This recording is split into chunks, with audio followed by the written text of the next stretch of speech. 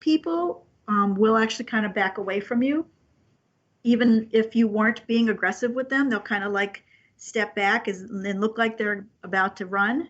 And then you'll see the people who are just kind of, they won't be there anymore. They're kind of in a fog. And those are the freeze people. And they kind of like get really distant and they can't, their eyes glaze over kind of. Mm-hmm. I've seen that. That's weird. Isn't that strange? And because Yeah. that's kind of the least common response, but it does, happen for the freeze folks. And a lot of those people kind of go into PTSD mode, and and all of that stuff is, again, it's triggered by a trauma response that becomes a knee jerk. So when you are in a traumatic experience, your body and your brain kind of learn that experience, how do I respond to this, and whatever has worked for you in the past, or even sometimes if it hasn't worked very well, but it kind of becomes a rote thing and people disappear. I see that a lot with survivors.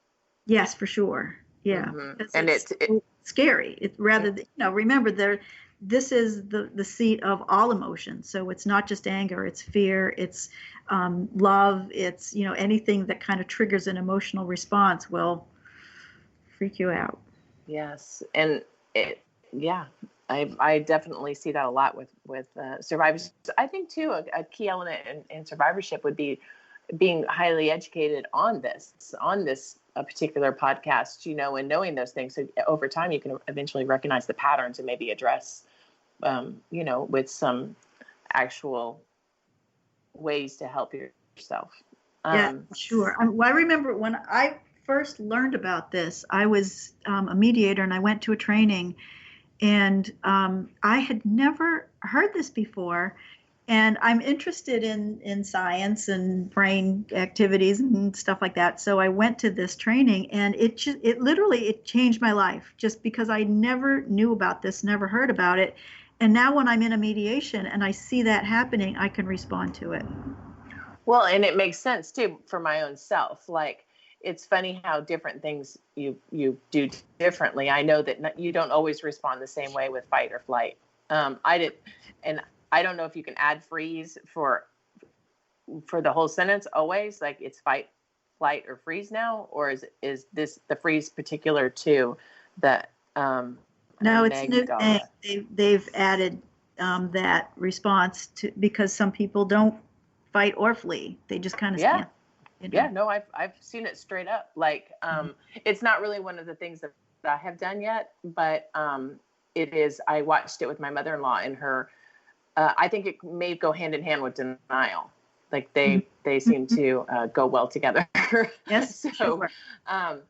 And how should I respond when I recognize that the person isn't able to make a rational decision, like while we're in the middle of a heated conversation?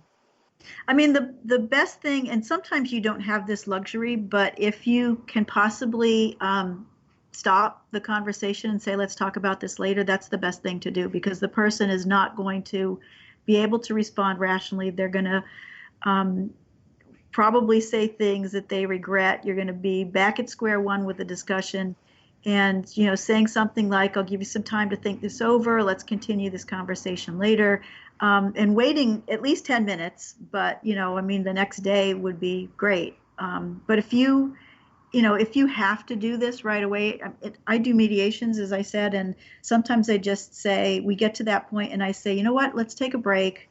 We'll come back in a few minutes, go get a drink of water, go, walk around the block, have a cigarette, whatever, kind of gets you back on track, and we'll get back together. And almost always after the break, we're able to continue the conversation. But we just needed to have that stopping point, because it just doesn't get anywhere after that. It's like a brick wall.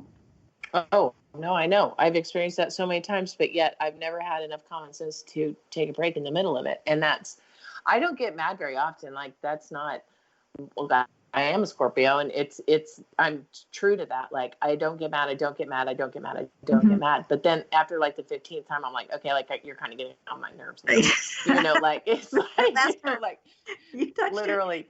you're like, okay, like, and now you're on my last nerve. So, and the time between you're getting on my nerves to getting on my last nerve is about a 2-second time frame. So, like, and then I'm like a full on Scorpio brought out the tail and I need you to leave. So, like that's what happens. For your own safety. You to leave. Yeah. Please. You don't know what's close to my hand right now. So, like, and I want to say I've been married for 30. Afraid to use. I've been married for 30 years and I've thrown like 3 things at him. And one was the cat food. So I can't remember what the other 2 were. It must have not been anything like so spectacular, but the cat food was recent. And, like, and it's funny because by recent, I mean like 2 weeks ago, because we have been through the year from hell. He was laid off over a year ago. Then we went straight to take care of his mom during her time of cancer. We were her primary caregivers for 8 months.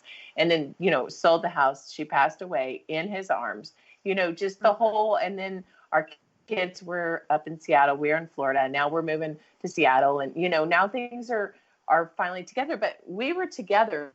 Like literally, my son said, you wouldn't put like caged dogs together as much as you 2 have been together last year. So, like, I think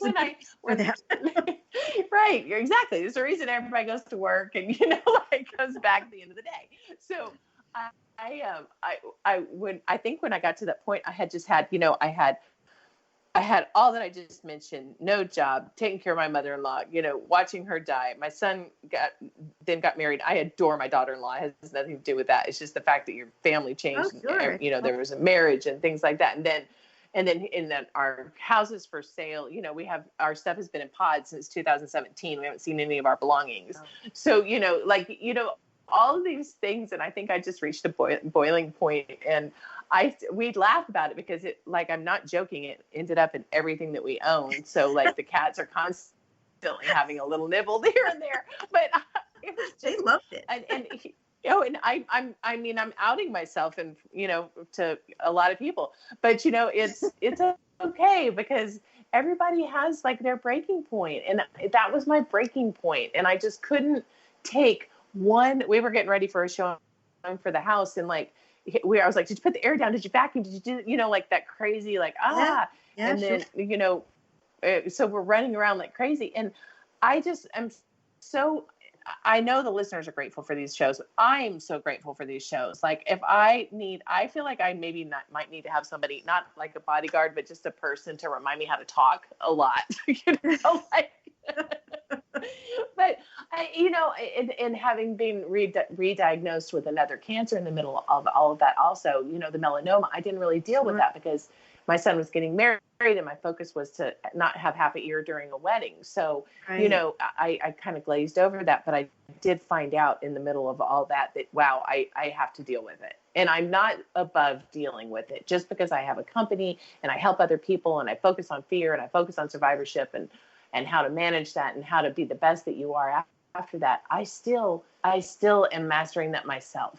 Mm-hmm. So, it's just hard. And I really appreciate these tips. And we've got one more show next time. And this will be 4 out of 4. And we are out of time. And this is Tracy. And Tracy's email is thebonespeak, all together, one word, @gmail.com. And her website is www.thebonespeak.com. Twitter is @thebonespeak and Facebook, The Bone Speak as well. And I thank you for coming back on the show, Tracy. I look forward to show number 4. And thank you for joining us today on the Mama Bear Cancer Support Radio Podcast on Society Bites Radio, social interaction for the mind, body, and soul. For more information about Mama Bear or to hear all of the podcasts, please find them on my website at www.mamabearcancercoach.com. I'm your host, Mama Bear Donita. Until next time, thank you for joining Mama Bear Donita.